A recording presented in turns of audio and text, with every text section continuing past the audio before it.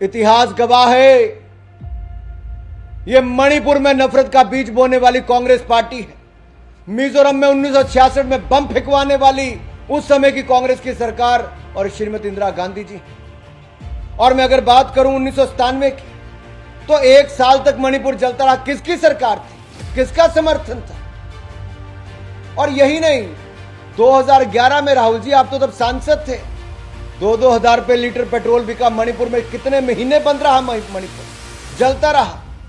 और इन सालों का अगर आप हिसाब लगाओगे कांग्रेस के शासनकाल में, नॉर्थ ईस्ट के कितने राज्यों में कितने हजार लोग मारे गए, उस खून से किसी का हाथ लथपथ है तो कांग्रेस पार्टी का हाथ लथपथ है। असम को टाटा बाय बाय बोल दी थी।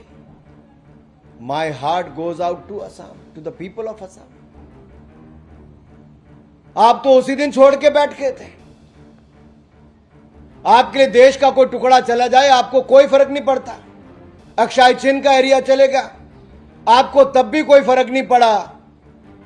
आप हिंदू चीनी भाई भाई करते रहे और अब भी जाकर आप राजीव गांधी फाउंडेशन में उसी चाइना से पैसा लेते और देश को जवाब नहीं देते हो। अब मैं 1966 की बात करता हूं। मिजोरम में किसने बॉम्ब फेंकवाए थे, किसकी दादी थी? श्रीमान राहुल गांधी जी, जवाब दीजिए देश को। मिजोरम में बम फेंकवा के हजारों लोगों की हत्या किसने करवाई थी? क्या आप इंदिरा गांधी जी के निर्णयों को लेकर अभी नहीं बताओगे? जब आपसे आज मीडिया ने सवाल पूछा तो आप कन्नी काट के परली तरफ निकल गए। इतिहास गवाह है, यह मणिपुर में नफरत का बीज बोने वाली कांग्रेस पार्टी है। मिजोरम में 1966 में बम फेंकवाने वाली उस समय की कांग्रेस की सरकार और श्रीमती इंदिरा गांधी जी। और मैं अगर बात करूं 1997 की, तो 1 साल तक मणिपुर जलता रहा। किसकी सरकार थी, किसका समर्थन था? और यही नहीं, 2011 में राहुल जी आप तो तब सांसद थे, 2-2 हजार रुपए लीटर पेट्रोल बिका मणिपुर में। कितने महीने बंद रहा मणिपुर, जलता रहा। और इन सालों का अगर आप हिसाब लगाओगे कांग्रेस के शासनकाल में, नॉर्थ ईस्ट के कितने राज्यों में कितने हजार लोग मारे गए, उस खून से किसी का हाथ लथपथ है तो कांग्रेस पार्टी का हाथ लथपथ है। यह खूनी पंजा जिसका जवाब आप नहीं दे पाते हो, यह निर्णय आपके जो देश इतिहास को भूल नहीं पा रहा, क्योंकि नफरत के बीज आप लोगों ने बोए थे। नॉर्थ ईस्ट बम बंद और ब्लास्ट के लिए ही जाना जाता था। बम बंद और ब्लास्ट के लिए नॉर्थ ईस्ट जाना जाता था कांग्रेस की सरकारों में। लुक ईस्ट पॉलिसी थी आपकी, देखते रहते थे। मोदी जी ने आके एक्ट ईस्ट पॉलिसी चलाई है। जितने पिछले 60 सालों में आपके प्रधानमंत्री जितनी बार नॉर्थ ईस्ट नहीं गए, उससे ज्यादा नरेंद्र मोदी जी नॉर्थ ईस्ट गए भी, नॉर्थ ईस्ट के विकास के लिए कदम भी उठाए। आपको तो 75 साल में कोई ऐसा नहीं आया जिसको भारत रत्न आप वहां से दे सकते थे। भारत सरकार नरेंद्र मोदी जी के नेतृत्व में भारत रत्न भी वहां पर देने का काम किया, पद्म श्री से लेकर पद्म विभूषण तक देने का काम किया। लेकिन आखिरकार आपको तो नफरत के बीज बोने की आदत है, राजनीतिक लाभ उठाना है।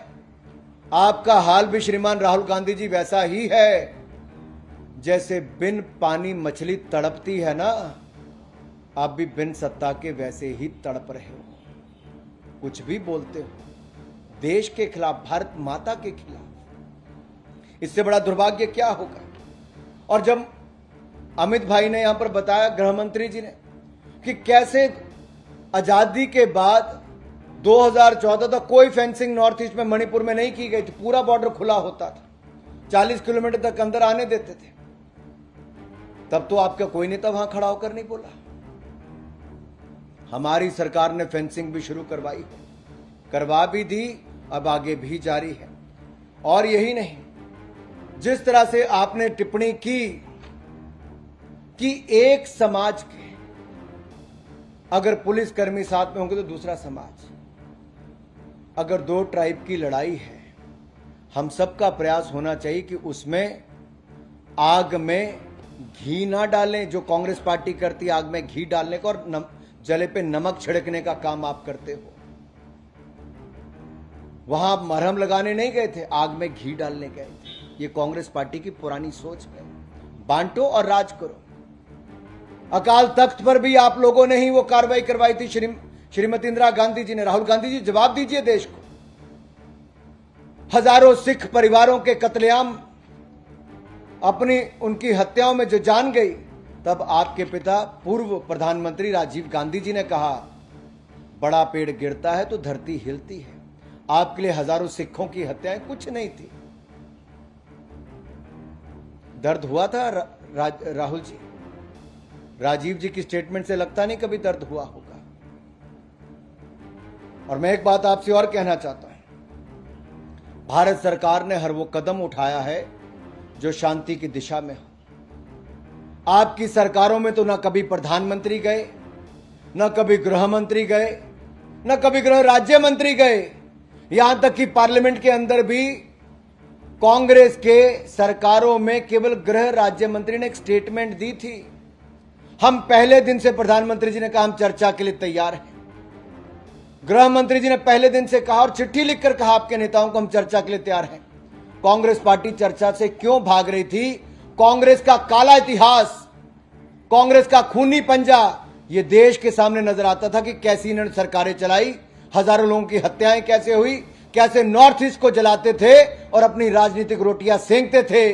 आज शर्म आनी चाहिए राहुल गांधी जी आपको कि आप 13 बार लॉन्च होने के बाद भी फेल हो गए और फेलियर के बाद दूसरा फेलियर, और अब इस स्थिति में आप आकर खड़े हो गए कि भारत माता की हत्या की बात